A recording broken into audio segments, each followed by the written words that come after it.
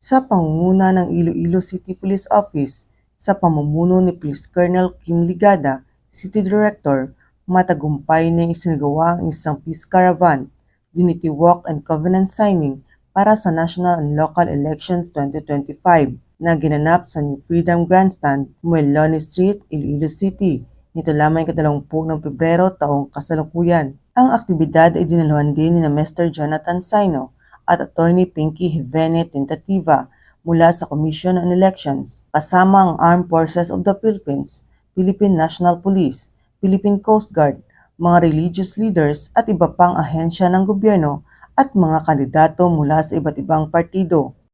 Layunin ng kaganapang ito na isulong ang pagkakaisa sa mga stakeholders, hikayatin ng mga kandidato at grupo na mangako sa isang ligtas na proseso ng eleksyon na walang karahasan at itaguyod ang kamalayan ng bawat mga botante.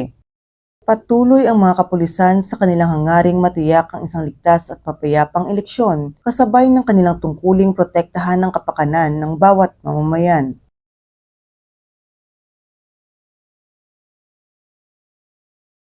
Mula dito sa Police Regional Office 6, ako ang inyong Police News Network Correspondent, Patrolwoman Charmaine Balunsat, alagad ng batas, tagataguyod ng Balitang Pulis.